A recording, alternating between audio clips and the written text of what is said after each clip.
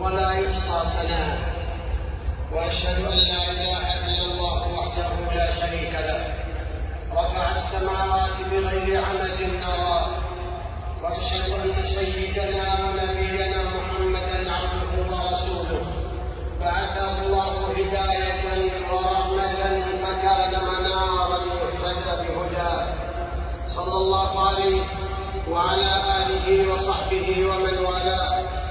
أما بعد، فأوصيكم ونفسي بتقوى الله التي جعلها سبحانه سبيل النجاة وزاد المؤمنين، ورفع بها أهل الطاعة إلى مراتب المتقين. قال الله تعالى: الله الذي خلقكم من ضعف ثم جعل من بعد ضعف قوة، ثم جعل من بعد قوة ضعفا وشيبة، يخلق ما يشاء وهو العليم القدير. آية تختصر مسار الحياة في كلمات بليغة ومعان عميقة، ترسم صورة لمراحل خلق الإنسان، تبدأ بضعف الطفولة، تعلو بالقوة، ثم تعود إلى ضعف يزينه الشيء. آية توقظ العقول لتدرك عجز الإنسان وتلامس القلوب لتظهر حاجته الدائمة إلى ربه. هي دعوة للتفكر في أقوال الخلق وفي تقلب الأحوال بين القوة والضعف، وفي قدرة الله المطلقة التي تدبر هذا المسار بحكمة وإتقان. كل شيء بيده، منه المبتدأ وإليه المنتهى. الطفولة هي الصفحة الأولى في كتاب الحياة، تبدأ ببراءة ناصعة وضعف يحفه لطف الله ورحمته. طفل صغير لا يملك من أمره شيئا، أودع الله في قلوب من حوله حبا وحنانا، وأحاطه بأيد ترعاه وتخفف عنه ضعفه. مشهد مهيب يبين عظمة التدبير الإلهي، إذ يحفظ الله هذا الطفل الضعيف ويمنحه العون من حيث لا يدري. خرج الإنسان من ظلمات بطن أمه، لا علم له ولا قدرة، في عجز تام وجهل مطبق، ثم فتح الله له أبواب العلم وهبه السمع والبصر والفؤاد لينهل بها من معين التعلم والمعرفة. كل ما اكتسبه الإنسان من علم أو قوة هو هبة من الله وعطاء من كرمه. قال الله تعالى: والله أخرجكم من بطون أمهاتكم لا تعلمون شيئا وجعل لكم السمع والأبصار والأفئدة لعلكم تشكرون. هذه الحقيقة تغرس في القلوب أدب العبودية، وتزرع في النفوس تواضع المخبتين، فلا يبقى الإنسان بعلمه ولا يغتر بقوته. يدرك أن كل ذرة من قوته وكل حركة في جسده هي نعمة تستوجب شكرا جامعا وخضوعا كاملا. فالعبد مهما علا شأنه يظل فقيرا إلى ربه، محتاجا إلى فضله في كل لحظة. حياته كلها هبة من الله تستحق الحمد في كل حين، فما أعظم من الله وما أبلغ فقر العبد بين يديه. قال الله تعالى: ثم جعل من بعد ضعف قوة. مرحلة الشباب هي ذروة القوة ونبض الحياة، شعلة النجاح التي تضيء طريق المستقبل. هي العمر الذي تزدهر فيه الطاقات وتفتح فيه الأحلام وتبصر فيه معالم المجد. ثروة لا تقدر بثمن، وهي ميدان العمل والإنجاز. في هذه المرحلة تكتب أعظم قصص الكفاح وتبنى أقوى صروح الحضارة. لا تقوم قائمة للأوطان ولا تنهض أمة إلا لسواعد الشباب اليافعة وهمامهم العالية. ومما لا شك فيه أن قوة الشباب تزدهر حين تتفيأ ظلال الدين، وتسمو حين تغذى من معين القيم والأخلاق، وتتجلى في سماء المجد حين تسخر بخدمة البلاد والعباد.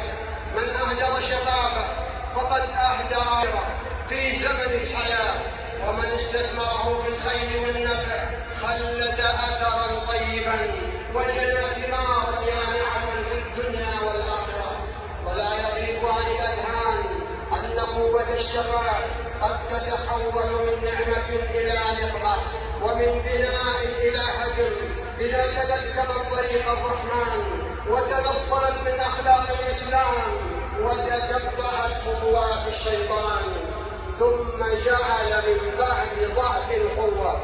القوة ليست في الجسد وحده، بل هي مزيج من روح قوية وهمة عالية وعزيمة لا تلين. كم من جسد قوي يحمل همة واهنة وعزيمة خاملة، فلا يصنع شيئا ولا يثمر عملا، يضيع شبابه ويصبح عالة على من حوله، عاجزا عن بناء نفسه ومستقبله.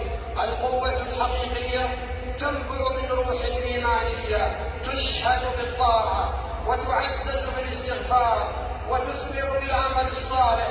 إنها القوة التي تتصل بربها فيزيدها عزما وثباتا. قال الله تعالى على لسان هود عليه السلام: ويا قوم استغفروا ربكم ثم توبوا إليه يمتعكم متاعا حسنا إلى أجل مسمى ويزدكم قوة إلى قوتكم. قال الله تعالى: ثم جعل من بعد قوة ضعفا وشيبة. هكذا تمضي دورة الحياة بحكمة الله، تبدأ بضعف الطفولة ثم تعلو قوة الشباب لتصل إلى مرحلة الشيخوخة، حيث تضعف الأجساد وتخور القوى ويشيب الرأس وتتهالك العظام ويقترب لقاء الله. عندما يعلو الشيء تنقشع غشاوة الدنيا عن الأعين وتنكشف حقيقتها الزائلة. يدرك الإنسان حينئذ أن السنين مرت كأنها لحظات، وأن العمر انقضى حلما عابر. يحبس في قلبه: يا ليت قومي يعلمون أن الدنيا دار عبور، وأنها لا تدوم لأحد. الشيبة رسالة صامتة تدعو للرجوع إلى الله، لتصبح العودة إليه شغل القلب الشاغل. التوبة تغدو أولوية، ومحاسبة النفس ديدن، والقرب من الله غايته الكبرى. هي فرصة العمر الأخيرة لتسيير ما بقي والاستعداد للقاء رب الأرض والسماء. ومن الجدير بالذكر أن الشيبة لا تعني الاستسلام للضعف ولا الانعزال عن الحياة، بل هي بداية لمرحلة جديدة تتوحش فيها الحكمة وتفيق بالخبرة ونضج التجربة. في هذه المرحلة يصبح المسن نبراسا يطيل طريق النجاح للناشئة ويرسم للأجيال أسس الحياة، يلهم الطامحين ويشهد الهمم بروح مفعمة بالأمل. فالعمل مع الشيبة لا يتوقف والعطاء لا ينقطع ما دام القلب ينبض بالإيمان والعزيمة تتجدد باليقين. هذا درس عظيم تعلمناه من رسول الله صلى الله عليه وسلم، إذ في قوله: إذا قامت الساعة وفي يد أحدكم فسيلة فليغرسها. أقول قولي هذا وأستغفر الله العظيم لي ولكم ولسائر المسلمين من كل ذنب فاستغفروه إنه هو الغفور الرحيم. أشكر على فضله العظيم، وأشهد أن لا إله إلا الله وحده لا شريك له شهادة تكريم وتعظيم، وأشهد أن سيدنا ونبينا محمدا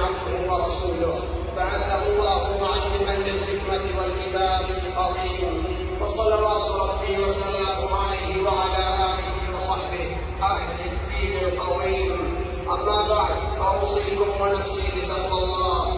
حدود زمن الطفولة والقوة ثم الضعف والشيبة هي متوسط عمر الإنسان، كما قال النبي صلى الله عليه وسلم: أعمار أمتي ما بين 60 إلى 70 وأقلهم من يجوز ذلك. العمر رحلة قصيرة في ميزان الزمن تذكر بالمآل المحتوم، وأن النهاية تقترب مع كل لحظة تمر. الحديث دعوة للتوازن بين متطلبات الدنيا والعمل والآخرة، وحث على اغتنام كل لحظة من العمر، فالعمر محدود والفرصة لا تعود، والأعمار لا تقاس بعدد السنين بل بما يترك فيها من أثر خالد وعمل صالح. قال رسول الله صلى الله عليه وسلم: خير الناس من طال عمره وحسن عمله، وشر الناس من طال عمره وساء عمله. رواه الترمذي. ألا وصلوا عباد الله على رسول الهدى، فقد أمركم الله بذلك في كتابه فقال: إن الله وملائكته يصلون على النبي يا أيها الذين آمنوا صلوا عليه وسلموا تسليما. اللهم صل على محمد وعلى آله وصحبه، وارض اللهم عن الخلفاء الأربعة الراشدين أبي بكر وعمر وعثمان وعلي وعن الآل والصحب الكرام، وعنا معهم بعفوك وكرمك وإحسانك يا أرحم الراحمين. اللهم أعز الإسلام والمسلمين. اللهم أعز الإسلام والمسلمين. اللهم أعز الإسلام والمسلمين، وأذل الكفر والكافرين، ودمر أعداءك أعداء الدين، واجعل اللهم هذا البلد آمنا مطمئنا وسائر بلاد المسلمين. اللهم إنا نسألك الجنة وما قرب إليها من قول وعمل، ونعوذ بك من النار وما قرب إليها من قول أو عمل. اللهم إنا نسألك من الخير كله عاجله وآجله ما علمنا منه وما لم نعلم، ونعوذ بك من الشر كله عاجله وآجله ما علمنا منه وما لم نعلم. اللهم أعنا ولا تعن علينا، وانصرنا ولا تنصر علينا، وامكر لنا ولا تمكر علينا، واهدنا ويسر الهدى لنا، وانصرنا على من بغى علينا. اللهم إنه قد حل بفلسطين من البلاء والضر ما أنت عليم به وقادر على كشفه. اللهم ارفع عنهم البلاء الذي نزل بهم. اللهم إنهم حفاة فاحملهم، وجياع فأطعمهم، وعراة فاكسهم، ومظلومون فانتصر لهم. اللهم انصرهم على عدوك وعدوهم الصهاينة المعتدين. اللهم أنت الله لا إله إلا أنت الغني ونحن الفقراء. أنزل علينا الغيث ولا تجعلنا من القانطين.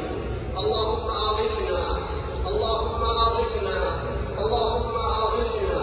اللهم سقيا رحمة لا سقيا عذاب ولا بلاء ولا هدم ولا هرم. اللهم تحيي به البلاد وتغيث به العباد، وتجعله بلاغا للحاضر والباد برحمتك يا ارحم الراحمين. اللهم وفق امامنا خاتم الحرمين الشريفين لما تحب وترضى. اللهم وفقه لهداك واجعل عمله في رضاك يا رب العالمين، ووفق ولي عهده لكل خير يا ارحم الراحمين. ووفق جميع ولاة امور المسلمين للعمل بكتابك وسنة نبيك محمد صلى الله عليه وسلم. ربنا آتنا في الدنيا حسنة وفي الآخرة حسنة وقنا عذاب النار. إن الله يأمر بالعدل والإحسان وإيتاء ذي القربى وينهى عن الفحشاء والمنكر والبغي يعظكم لعلكم تذكرون. فاذكروا الله يذكركم واشكروه على نعمه يزدكم، ولذكر الله أكبر. الله يعلم ما تصنعون.